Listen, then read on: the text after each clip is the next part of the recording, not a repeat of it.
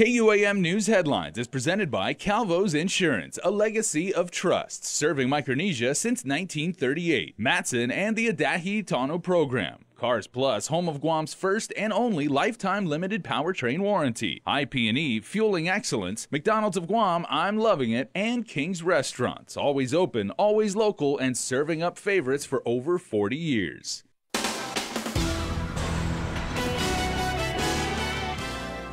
Coming up on Guam's News Network, a lengthy oversight hearing on procurement for quarantine and isolation facilities last night led to more questions than answers. Plus, budget hearings for the OPA, the AG's office, and Guam DOE were held today. We'll tell you how they differ from previous discussions as a result of the pandemic. And a trio of bills addressing the double pay issue have been introduced. What does your governor think of them? Hafa friends, and good evening. Thank you so much for streaming or watching us. I'm Jason Salas, and we thank you for tuning in tonight. We have a full slate of news for you on the rundown tonight, but of course, we have to show you tonight's Frontline Heroes. Hafa Guam, we are still in this together. Please continue to wash your hands and practice social distancing. And of course, it is our duty and privilege to thank each and every one of our frontline heroes throughout the island for the tireless work they do to keep us healthy and safe. Thank you very much. All right, in our top story, confusion, conflicts, contracts, control, and contradictions led to more questions and answers during last night's oversight hearing on the procurement for the pandemic. Here's more now from the marathon oversight hearing held by Committee Chair on Procurement, Senator Sabina Perez. Who was really in charge of procurement? The Public Health Authority, Linda DeNorsi? I certainly was not taking the full lead on that for sure. The government's Chief Procurement Officer, Claudia Ekfaji? Not her either. Governor's Chief Policy Advisor, Carlo Branch, had the final answer. The governor was the procuring officer during the course of this particular event. And she, as the governor of Guam, in the middle of a public health emergency, exercised her emergency purchase power. So she was the primary person. Now that that's settled, it was on March 17th after Homeland Security Advisor Tim Uggan apparently dropped the ball on the procurement of the first wave of quarantine hotels. The governor then sent in her legal counsel, Ha Hyun, to get the job done. He even had to reach out to the Attorney General's office for guidance, and as a result, Assistant AG Jessica Toft said she was barred from answering specific questions about her client. I'm prohibited by 5 GCA 5150 and Guam's Rules of Professional Conduct from talking about that and my involvement and my legal advice to anyone and to my clients. So I apologize for that. At the end of the day, those who were supposed to sign off on contracts or agreements for the hotel quarantine facilities didn't. Why? Apparently because the governor in executive order cited her Title X special powers, or the Emergency Powers Act. Title X states that during a public health emergency, the governor may, through an executive order, suspend the provisions of any regulatory statute prescribing procedures for conducting local business or the orders, rules, and regulations of any government of Guam agency, to the extent that strict compliance with the same would prevent, hinder, or delay necessary action, including emergency purchases, by the Public Health Authority to respond to the public health emergency or increase the health threat to the population. I don't know if the, I'm certain that the Public Health Authority does not have the authority to suspend law. That's reserved for the executive in executive order. Right, and what you just read says that the executive has the authority by executive order to suspend the law if it would have prevented, hindered, or delayed necessary action by the Public Health Authority. And you're still here, Madam Director. Did you ever request to the governor that she bypass regular emergency procurement for the procurement of these hotels? I didn't request anything at all. While typically emergency procurement would be handled by Ekfaji at GSA, she too didn't see anywhere in the executive order that any specific laws were suspended. As we were reading the executive order, it did not delineate that the governor suspended either the 5 GCA, which is the procurement statute, or the 2GAR, the regulations, the procurement rules and regulations. And Chapter 10 did specifically say that if was going to again, bypass all those or execute her powers that it will be stated through an executive order. According to information obtained via FOIA, KUAM has only been able to confirm at this point that over $1.7 million was paid to the unsigned agreements for quarantine facilities. During the oversight, DOA Director Edward Burns said he was ordered by the governor to pay invoices, and so he did. He also said federal CARES Act funding will be used to pay for the quarantine facilities. We should add that while the first round of quarantine unsigned agreements have expired, a second wave of quarantine hotels were procured, but this time following proper procurement protocols. Senator Perez says another oversight will be planned. There's so much information that came out of that oversight. I'm still trying to process it. Sabrina also adds that before the oversight began, the governor invoked her executive privilege, allowing her legal counsels to attend the virtual hearing to read a statement. Additionally, the Attorney General did not appear, although Senator Perez said that Levin Camacho was invited. You can find the link to the YouTube channel of the Guam Legislature on our website if you'd like to watch it for yourself. Elsewhere tonight, fiscal year 2021 budget hearings are underway, but in stark contrast to previous years, they've started a discussion on individual agency spending plans with little to no visibility about how much money will be available to spend. Nestor Lecanto has more in our next report.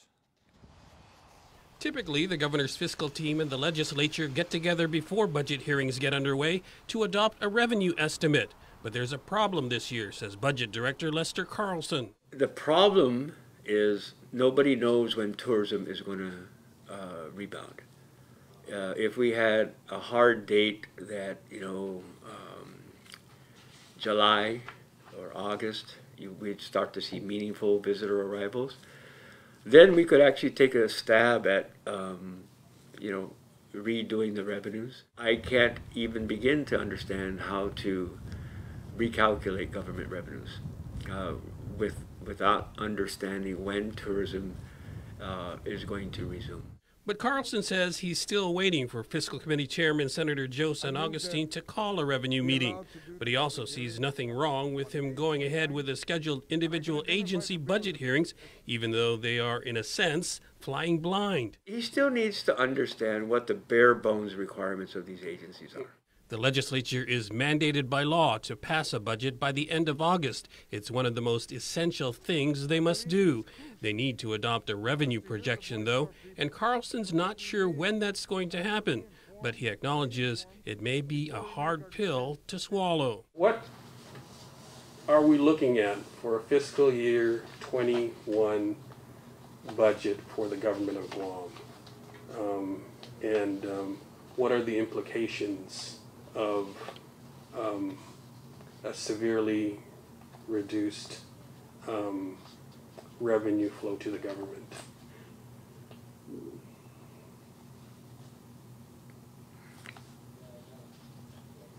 There will inevitably have to be cuts. To what degree the cuts are, it is going to be commensurate with the anticipated reduced revenues. But again, I can't tell you what that is because I don't know. There is some good news for the current fiscal year. Carlson says the government should be able to cover its obligations through the year ending September 30. A big boost is expected in July from income tax that was pushed back from April. They expect a revenue shortfall now of just $5 million, which already factors in a revenue reduction of $27 million from reduced business activity. Current tracking shows full-year revenue at $798 million versus the adopted revenue projection of $803. For Guam's News Network, I'm Nestor Lecanto. All right, Nestor, thanks so much. In other island news headlines tonight, no fewer than 3 pieces of legislation have been introduced to pay double pay to government staffers who are required to work during the COVID crisis. But any measures that pass will still need the governor's signature.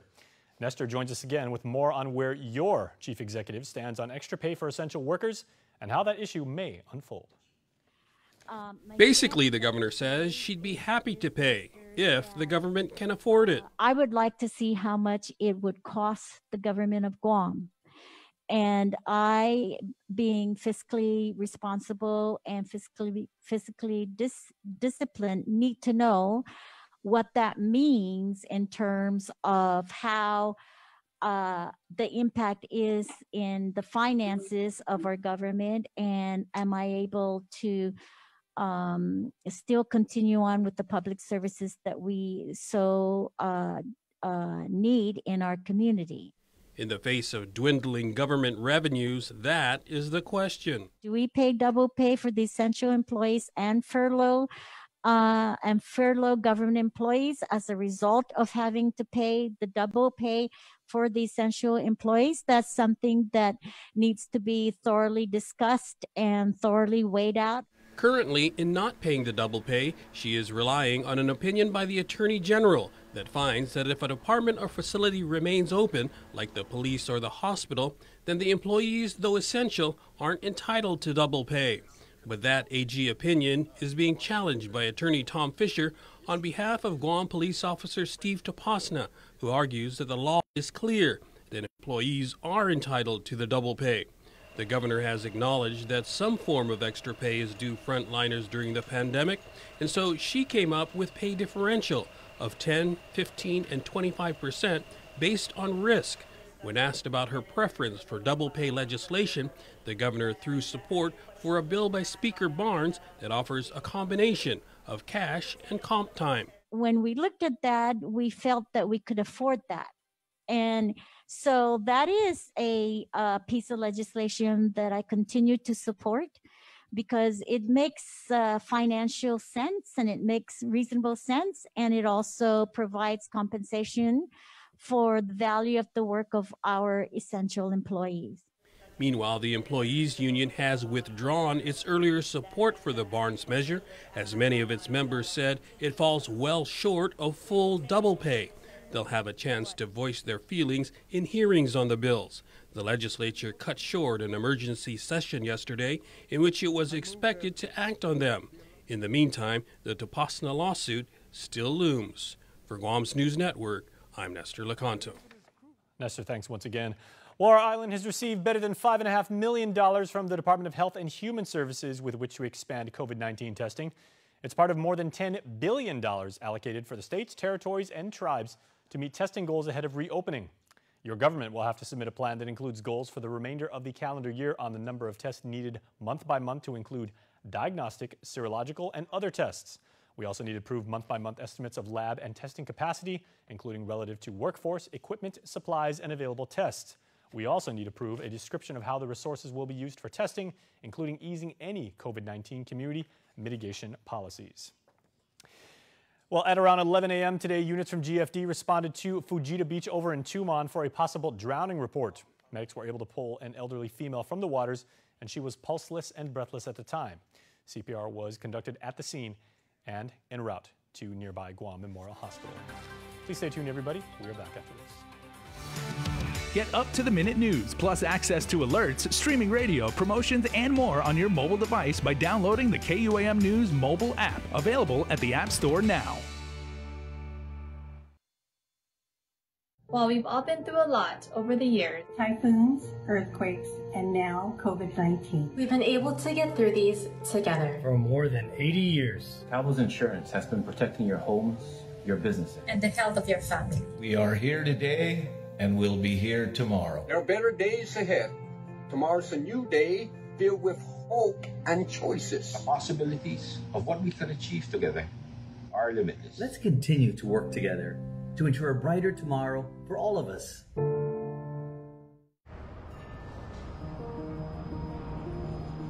It makes myself and it makes my team members very proud to work for an organization that has been on island for many years with its focus on reliability, dependability, and commitment to the communities that they operate in. Matson's a great corporate citizen to the community. We all benefit from any sort of environmental commitment we make. One of the ways that we do that is with our Adahi Utano program. There's action behind it, and so action breeds commitment.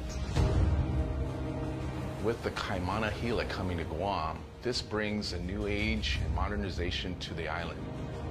It's exciting for me because it's a brand new ship and we can carry more freight into the island. It just shows growth for Guam and Micronesia. Matson would be nothing without its customers, and we hope to continue to serve you for decades to come. We are open to serve you at Cars Plus Guam. Need a quick service for your vehicle? Visit our express lane at Cars Plus. Done fast, done right. No appointment needed. Our service team is dedicated to helping you get your vehicle in and out of the shop and back on the road quickly and securely. Simply drop off your vehicle at our express lane driveway, and one of our service advisors will take care of it. Need a ride? Not to worry. We have a shuttle vehicle ready to drop you back home and pick you up when your vehicle is ready. Open Monday to Saturday from 8 a.m. to 5 p.m. Visit us today. We are open to serve you. King's Restaurants are still cooking up your favorite breakfast, lunch, and dinner plates and have them available for carryout and delivery. Call them in Tamuning at 647-5464 or in Dedito at 637-5464 and order for carryout. For delivery, please download the free Grab and Grub app and follow the instructions to get King's delivered to your door. Be safe and stay healthy until we see each other again at King's. KUAM News, winner of the 2020 Regional Edward R. Murrow Award for Excellence in Social Media. Welcome back, friends. Local business organizations from Guam and the CNMI listened on a brief conference call with Trump officials from Washington. White House Deputy Assistant to the President for Intergovernmental Affairs, Douglas Helsher, was supposed to headline the call but had to cancel last minute to be with the Commander-in-Chief. He did call briefly from Air Force One to greet local participants. Guam Chamber of Commerce President Kathy Castro says Assistant Secretary of the Interior for Insular Affairs Doug Dominich did make the call, as well as Ryan Lambert of the SBA's Intergovernmental Affairs Office. They talked about a USDA program called Farmers to Families.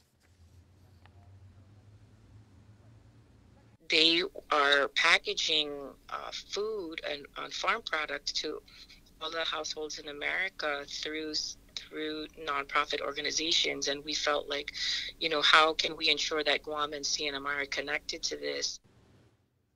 She said Dominich did mention that the Treasury will soon release war claims checks, as well as the reimbursement of funds GovGuam advanced to claimants through a local war claims payment program. Well, as we have noted, the governor has delayed the decision to reopen dine-in service. For the time being, restaurants are preparing for the return of walk-in dining, but it's going to be a lot different than pre-pandemic days. Restaurants like McDonald's have been preparing for the eventual return of sit-down service, says Area Supervisor Joe Azuzu Jr. We do actually welcome, and I think the rest of the businesses also do welcome opening up dine-in to the public, because it is something that will help get the economy moving forward.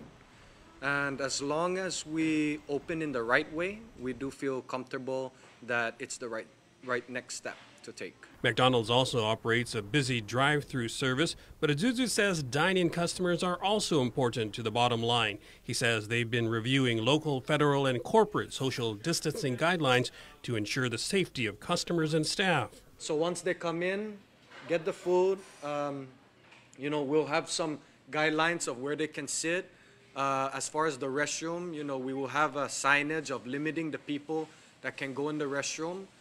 And again, the customer flow and all these signage are there to help prevent people being next to each other for a long period of time. Another change for McDonald's in particular is that their regular senior citizen customers who like to meet for breakfast and coffee won't be able to do that for now. One thing we're going to miss for sure is, and our customers will miss, is coming in to really enjoy time with their friends. And, we'll just have to train our people to be able to communicate with them, to follow the guidelines that have been set forth by the federal and local guidelines. On day one that we open, it's not going to be perfect when you walk into any establishments, but the most important thing, I think, is we're improving and learning as we go. For Guam's News Network, I'm Nestor Lecanto. An update for you now from the hardworking folks from the Small Business Administration on federal disaster assistance for local companies. For the Paycheck Protection Program, as of the 16th, a total of 1,792 loans have been approved for local businesses, totaling more than $192 million. Nationwide, there have been more than 4.3 million loans approved, totaling more than $513 billion. There have been a total of 27 economic impact disaster loans approved for local firms worth more than $2 million. Nationwide, there have been more than 252,000 such loans, totaling almost $25 billion. The University of Guam will receive about $240,000 of its own to help fight off the damaging coconut rhinoceros beetle. The Department of the Interior announced the award as part of some $942,000 allocated for the control and eradication of invasive species in the territories. The rhino beetles have had a devastating impact on coconut trees in particular, as you know. The money will go toward the release of beetles that contain certain biological agents into the environment, monitoring them, and surveying their effectiveness in controlling the beetle population. The rhino beetles were named during a recent Micronesian Islands Forum as an urgent and growing threat to our region. In other island news headlines, following GovGuam's executive orders, the judiciary is looking at a phase-in approach to transition back to full operations. According to Court System Public Information Officer Tina Blas, their target date to start reopening is the 5th of June. Blas says due to COVID-19, the courts expanded their online services and, as of recently, started offering limited in-person transactions at their Northern Satellite Court, which you see here. That's, of course, up in Dedido. As for the capital in Hagåtña, court services are still being done remotely, as Blas explains. Our latest administrative order, the one that I most recently sent out, that one really sets forth specifically the types of services we've been providing in Hagåtña, like including the remote hearings in cases like the magistrate hearings, bail, pretrial, and probation, and of course our Supreme Court appellate arguments are also now being heard via video conferencing. The Northern Courts open Monday through Friday from 10 a.m. to 3 for business-related transactions. If you do not want to visit in person, that's totally fine.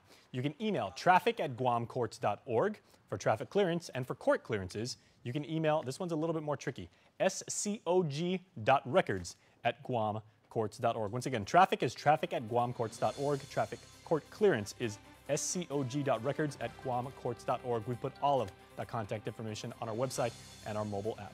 Well, please stay with us, friends, because when we come back, we continue celebrating the class of 2020.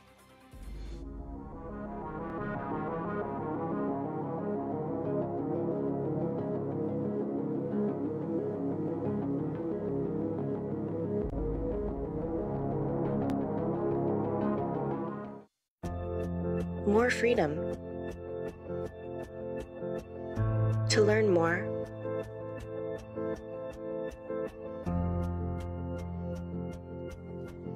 to create more,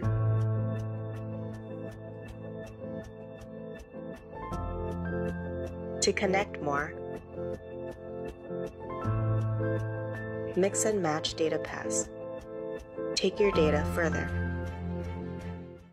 Guam's auto appearance specialist, Elegant Reflections, has been providing the automotive industry with professional detailing and car care products at its highest quality, from complete detailing, full interior detailing, exterior detailing, headlamp restoration, hand washing, seat and carpet shampoo, engine degreasing, undercarriage cleaning, paint sealant, fabric protection, paint oxidation removal, and so much more. Visit us at our new location. Call 646-5555 for an appointment. Elegant Reflections, Guam's auto appearance specialist, over 20 years of experience. With Grand Marnier, you'll dare to put a twist on the traditional. That will lead you to somewhere unexpected. Somewhere you can create something better than good. Here, you'll create something grand. Grand Marnier, a visionary blend of fine cognac and bitter orange liqueur. Live grand. So how are you feeling? Not so great. Headaches, sore throat, and a bit of a cough. And how long have you been feeling this way? A few weeks. Any fever? Yes. So how are you feeling? Not so great. I've been feeling kind of lost. I'm just sad all the time. And, you know, I never used to be like this. There are days I can't get out of bed, and some days I can't sleep at all. Any thoughts of self-harm? Talking about mental health is tough, but it doesn't have to be. If you need to talk, call Guam Behavioral Health and Wellness Center's 24-hour crisis hotline at 647-8833. All right, everybody, Monday, Wednesday, and Friday are incredibly special days for us here at the show because we continue to celebrate the very unique class of 2020 and their very unique circumstances. But we reached out to you and let you send in pictures and captions of your favorite graduates. Here are more submissions. Well, they may not be able to walk and get their diploma in front of thousands of their friends and family, but we can definitely congratulate these wonderful graduates of 2020. It's time for Head of the Class 2020, which is brought to you by Guam Community College. We got a whole lot of Friars and an Islander today, so let's get right to it. Aiden John Polino Lazama, congratulations, graduating from Father Duenas. Congratulations, Aiden, you did it. We are so proud of you, and we wish you the very best on your next chapter. We love you, and may God bless you always. Love, Mom, Dad, Aubrey, and the entire family. Another Friar, Roy Miguel Manaloto, congratulations to your great achievement, class valedictorian. Remember always how much you are loved. We are so proud of you. Papa, Mama, Din, Paula, and Jojo, and American Pediatric Clinic. Stephen Lujan Shimizu, next on the list from Father Duenas. Always proud of you, son. Love, Mom. Caleb Michael Tennyson, also graduating from Father Duenas. Congratulations, Caleb. This is your greatest achievement yet. But remember, there is still greatness in you. Aim for the moon. Even if you miss, you'll still be among the stars. We love you more than you know. Mom, Dad, Alejandro, Kaylee, and Alexander. Joshua Allen Dela Cruz Jr., our next Father Duenas graduate. Congratulations, Joshua. You did a good job. We wish you all the best, and we love you. From Allen Dela Cruz, Joy Dela Cruz, Jasmine Dela Cruz, and Nanae. And our last FD grad of the day, Dwight Sean Cruz. Take pride in how far you've come and have faith in how far you can go. We love you, and we are so proud of you, Mom and family. And last but not least, JFK in the house, Terrence K.T. Duenas. We blinked, and just like that, you're on to your next journey. Congratulations, Terrence. We love you. Mom, Dad, Tyler, and the family. And those are your Head of the Class 2020 graduates for today. Remember, this is brought to you, as always, by Guam Community College. Once again, congratulations to all of the graduating seniors from the class of 2020. This is your year, no win, and nothing is going to ever take that away from you. We do this every Monday, Wednesday, and Friday, so make sure to tune in. All right, coming up, birthday shoutouts. MTO Maintenance will now completely sanitize your home, office, or business with state-of-the-art commercial sprayers. For over 30 years, MTO Maintenance has been committed to the health and safety of our customers. And now, more than ever, a clean home, office, carpets, and furniture is a necessity to our island. Give us a call today. Stay healthy and stay safe, Guam. Call 647-6861 for an appointment.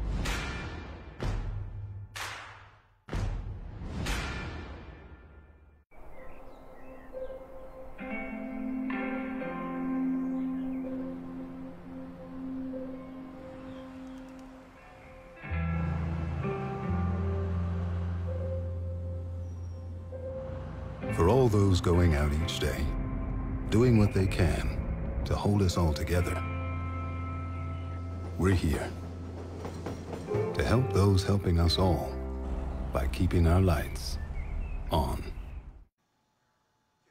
We want to get started on our island weekend, but we got a little business to do. It's nice. Cold Stone Creamery birthday shoutouts. If your birthday is on May 22nd, you are awesome. And the following people are super awesome because they are Cold Stone Creamery Birthday Club inductees Emily Menabusen. Happy birthday number 10 from your family and friends. And Marie Cameron Martinez. Happy birthday, Biha. Love your family. These two very special people and all of you around the world who have a birthday today, happy birthday and have a great, great weekend. Hey guys, who says the best things in life aren't free? Just go to KUAM.com, reach all the way up there, hit the link that says birthdays, register, submit your birthday shout out, and make somebody happy. No cost to do it. You're going to make their day, I promise you. And we are going to make someone's day extra special today because the winner of this week's Cold Stone Creamery Ice Cream Cake is Naomi Perez, who was born on the 18th. We picked her completely at random, and it is our duty, honor, and privilege to help Naomi and her family have an extended birthday celebration. We'll be in touch with you to let you know how you can redeem your prize. Please be safe in picking it up. All right, that's going to do it for us here, but please stay tuned. Live Local Fridays Stay Home Edition is next.